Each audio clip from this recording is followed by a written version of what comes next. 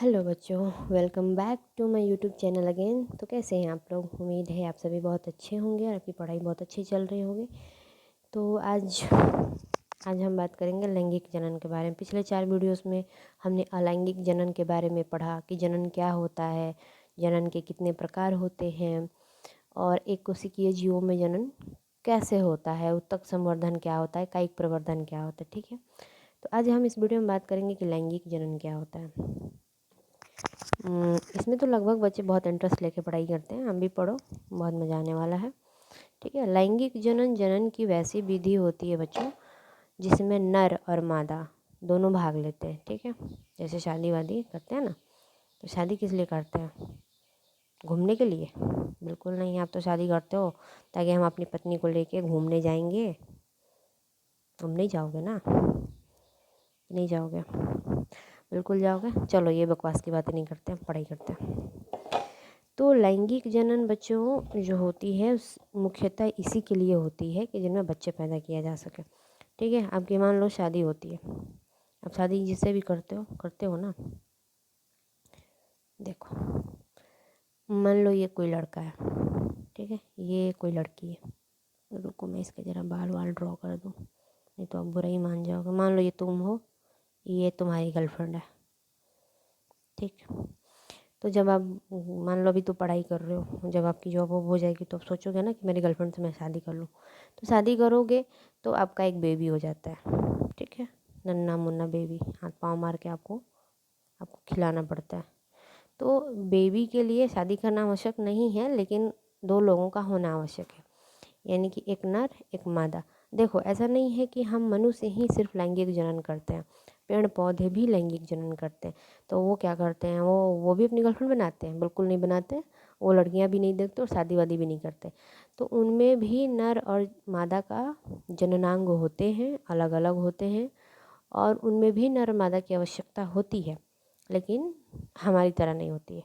ठीक है, तो हम बारी बारी से करके पढ़ाई करेंगे कि पेड़ पौधों में कैसे लैंगिक जनन होता है और मानवों में लैंगिक जनन कैसे होता है। और कुछ जीव ऐसे होते हैं जिन प्रॉपर नर और मादा तो होते हैं, पर उनमें जो लैंगिक जनन होता है कोई और ही तरीके से हो रहा होता है, बहुत स्ट्रेंज तरीके होते हैं।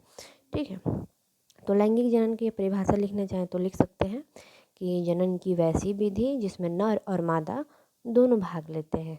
ठीक है, उसे लैंगिक जनन कहते हैं। चलो देखो, अब सोचो कि लैंगिक जनन बनाई क्यों गई है। मतलब अलैंगिक जनन थी तो लैंगिक जनन बनाने की क्या ज़रूरत थी? हम बेकार में ही ना शादियां करवाते हैं, इतने सारे पैसे खर्च करते हैं फालतू, है कि नहीं? बर्डन होती है हमारे सर पे कि शादी करनी है ना। तो देखो, लैंगिक जनन जो है अलैंगिक से अलग है, और इसकी महत्व क्या है, इसकी महत्ता क्या है, इसकी इम्पोर्टेंस क्या है, आज मैं आपको बताती हूँ। देखो, जो लैंगिक जनन होता है वो अपने माँ बाप के जैसे होते हैं। मान लो कि अमीबा से अमीबा का बच्चा बन गया, तो वो अपने माँ बाप के ही जैसा होगा, उसमें कोई अलग गुण नहीं होता। लेकिन जैसे ही हम लैंगिक जनन की बात करते हैं तो हमारा जो शारीरिक संरचना होता है, जैसे मान लो कि ये आप हो गए, आप अपने माता पिता से थोड़े अलग होते हो। आपकी शक्ल हल्की सी अलग होती है, आपका जो व्यवहार होता है, लैंग्वेज होता है, बुद्धि होती है, अपने माँ बाप से थोड़ी सी अलग होती है। और आप में कुछ 2 लोगों के, सॉरी बच्चों, 2 लोगों का डीएनए आपके शरीर में आता है। आपको मैंने डीएनए बताया था ना, 2 लोगों का डीएनए आता है, तो मिक्सचर होता है डीएनए, जिसको हाइब्रिड हम डीएनए बोलते हैं। वो डीएनए आपको बहुत ही बेहतरीन लक्षण प्रभावित देते हैं, और आप इस वातावरण में और अधिक विभिन्न वेरिएशन के साथ, परिवर्तन के साथ अपने वातावरण में सरवाइव कर पाते हैं। ठीक है, लैंगिक जनन की आवश्यकता होती है ताकि जो 2 लोगों के, जो 2 अलग अलग डीएनए से बच्चे पैदा होते हैं, वो काफ़ी ज़्यादा भिन्न होते हैं और उनकी प्रकृति भी बहुत ज़्यादा भिन्नता से और बेहतर तरीके से निकल के आती है, जो वातावरण के लिए आवश्यक है, जो इवोल्यूशन के लिए आवश्यक है, विकास के लिए बहुत आवश्यक है। ठीक है, अब देखो, चूँकि होता क्या है, देखो ये नर है यानी कि पुरुष, ये मादा है, इनकी पत्नी है। ठीक है, तो नर के जो युग्मनज होती सॉरी युग्मक होते हैं इसको स्पर्म बोलते हैं, ठीक है। मादा के जो होते हैं उसको हम ओवम बोलते हैं। मान लो ये स्पर्म है, ठीक है, ये रहा ओवम। इसमें डीएनए होता है बच्चों। तो दो अलग अलग जीवों से जब डीएनए आएगा तो वो डीएनए थोड़ा अलग होगा, परिवर्तनशील होगा। कुछ इसमें नए लक्षण होंगे, कुछ इसके लक्षण होंगे। तो दो अलग अलग जो है लक्षण मिलके जब आएंगे एक डीएनए में, तो सोचो कि कितने अच्छे अच्छे लक्षण उसमें विकसित होंगे, है ना। इसलिए लैंगिक जनन आवश्यक होता है कि लक्षण जो है भिन्न होंगे और बहुत ज़्यादा स्ट्रॉन्ग होंगे, कैरेक्टर स्ट्रॉन्ग होंगे, और हमारे जो इन्वायरमेंट है उसका विकास होगा, है ना। अब एक तरह की चीज़ें चलती रहेंगी तो विकास भी संभव नहीं है। तो विकास के लिए लैंगिक जनन बहुत आवश्यक होता है। उम्मीद है आपको ये मेरी बात समझ में आई। तो बच्चों आज हम बात करेंगे इसमें, आगे की तरफ चलते हुए देखते हैं कि पुष्पी पौधों में लैंगिक जनन, ठीक है। तो हम मानवों में बाद में स्टडी करेंगे कि कैसे होता है लैंगिक जनन। पहले हम पेड़ पौधों के बारे में स्टडी करेंगे कि इसमें लैंगिक जनन कैसे होता है। तो मैं आपको बहुत ही सिंपल सा छोटा सा स्ट्रक्चर में बता के समझाती हूँ कैसे होता है। देखो, पहले तो पेड़ पौधों में लैंगिक जनन कराने के लिए आवश्यक है कि पौधे में फूल होना बहुत ज़रूरी है। जिस पौधे में फूल नहीं होता भाई लोग, वो लैंगिक जनन नहीं कर सकते हैं, ठीक है। इतना सुंदर फूल होना चाहिए, है ना। तो इस फूल की एक संरचना देखते हैं कि इसमें क्या क्या होता है, कैसे इनमें लैंगिक जनन होता है। चलो आप देखो,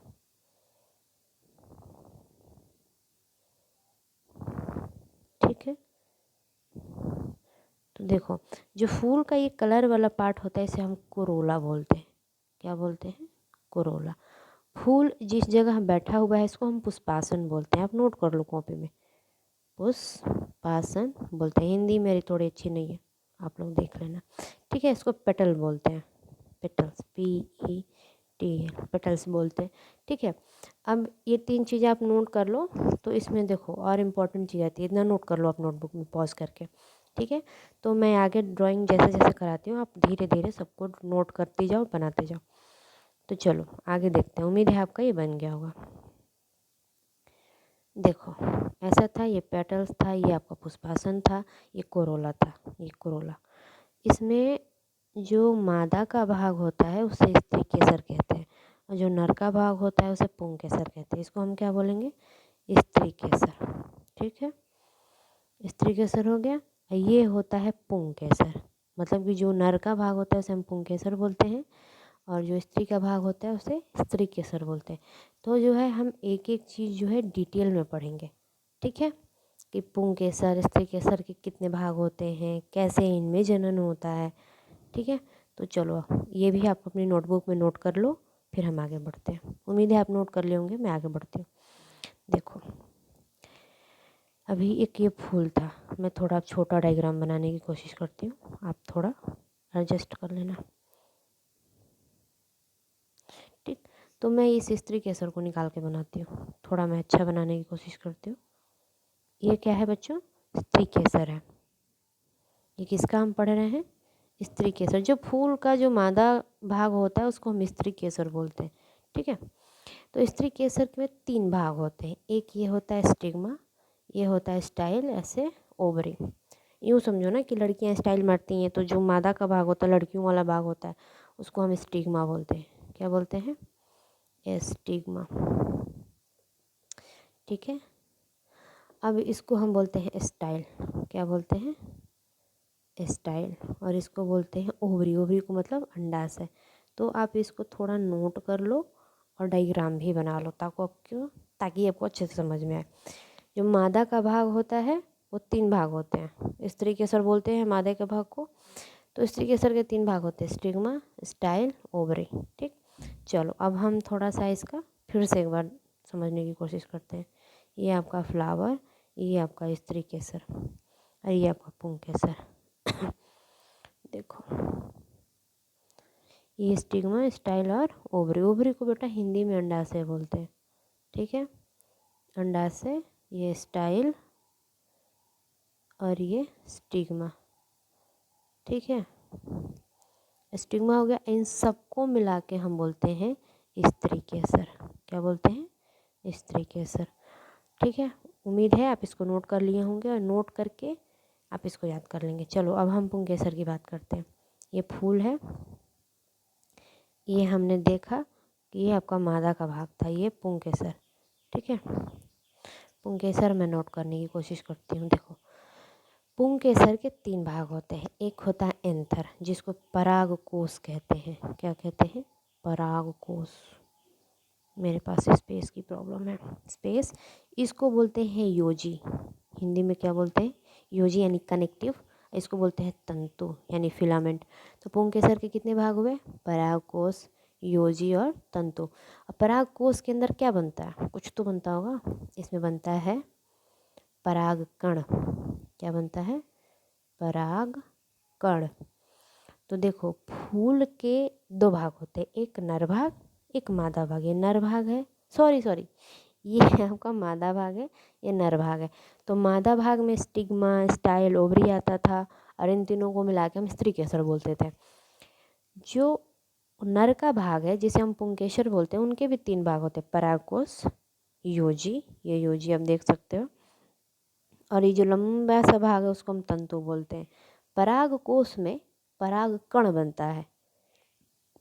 ठीक है, ये आपकी रही संरचना। उम्मीद है इतनी संरचना आपको समझ में आई होगी। मैं आपको नेक्स्ट वीडियो में समझाऊंगी कि संरचनाएं कैसे कैसे जनन की क्रिया को आगे लेके जाती हैं। ठीक है, अगर मेरी वीडियो आपको अच्छी लगी हो तो please like, share and subscribe. अगर आपको कोई भी डाउट हो तो कमेंट सेक्शन में मुझसे कमेंट करके पूछ सकते हैं। थैंक यू बच्चों, बाय।